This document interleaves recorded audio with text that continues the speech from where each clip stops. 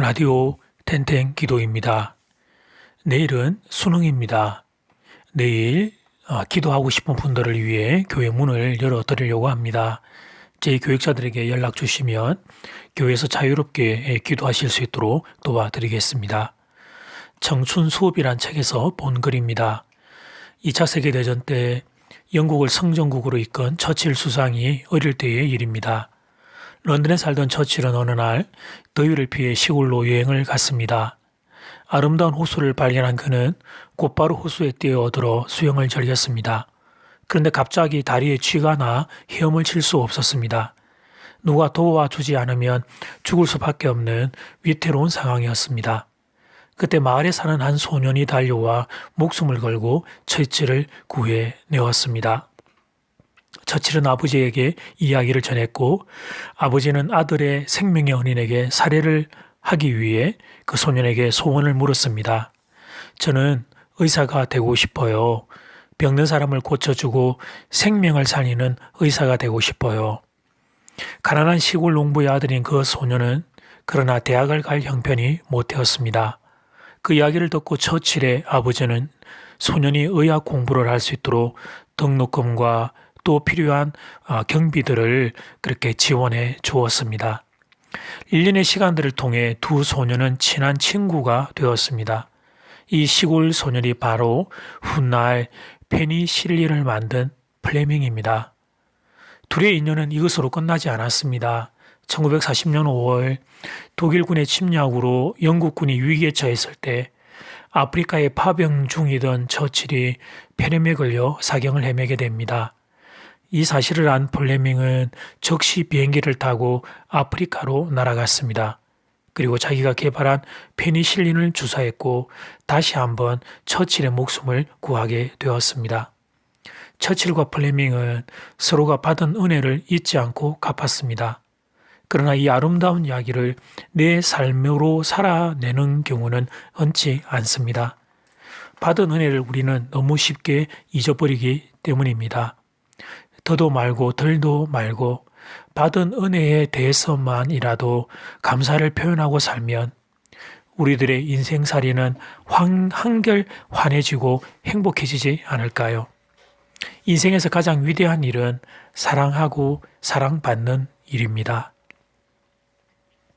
오늘 날마다 주기로 큐티 본문은 고린도후서 2장 12절에서 17절 말씀입니다. 고린도후서 2장 12절에서 17절 말씀. 고린도후서 2장에는 근심이라는 단어가 9번이나 기록되어 있습니다. 고린도 교회가 분파 문제, 음행 문제, 우상 제물 문제, 은사의 무질서한 문제 등으로 혼란에 빠져 있었습니다.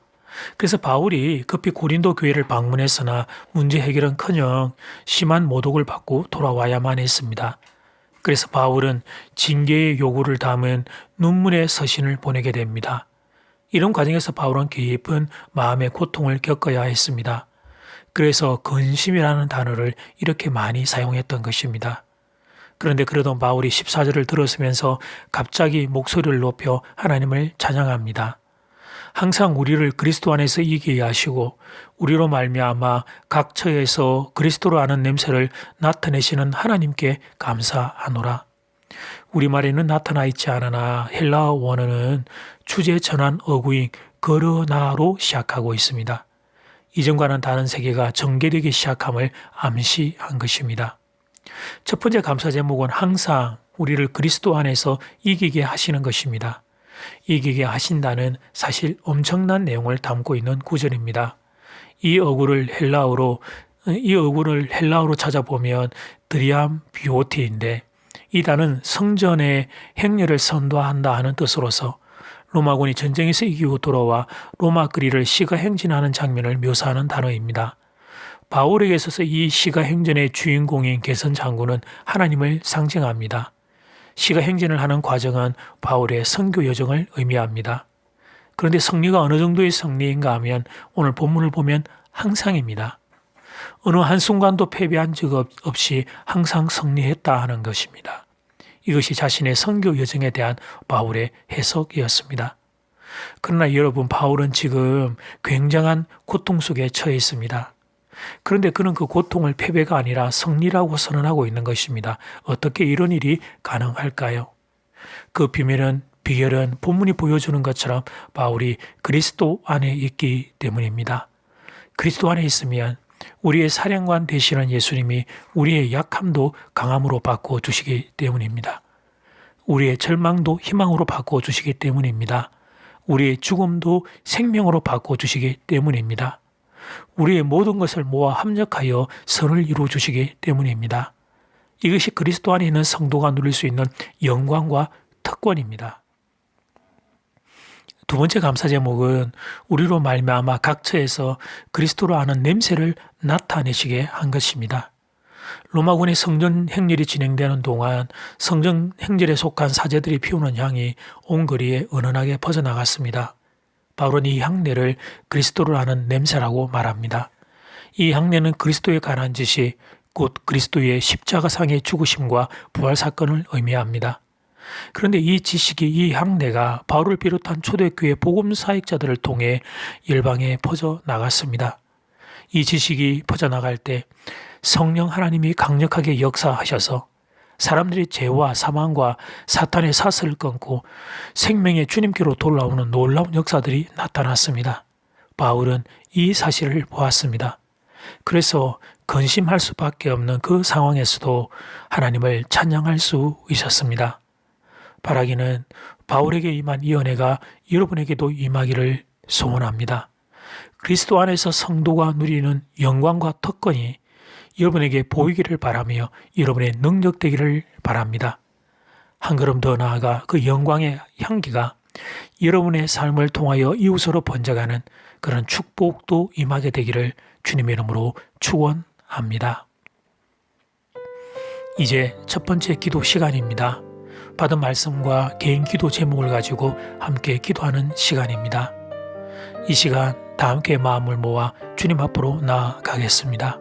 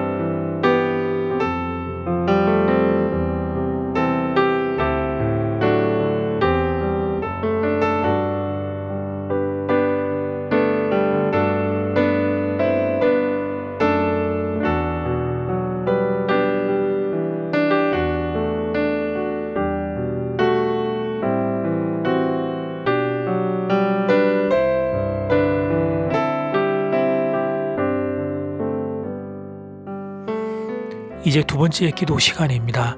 내일 수능입니다. 수능생들을 위해 기도 부탁드리겠습니다. 건강과 지혜를 그리고 담대함을 허락해 달라고. 그리고 이번 한 주간 제가 신년 계획을 준비하는 중입니다. 부족한 종에게 하나님의 지혜를 부어달라고 기도 부탁드립니다. 이 시간 다 함께 마음을 모아 기도드리겠습니다.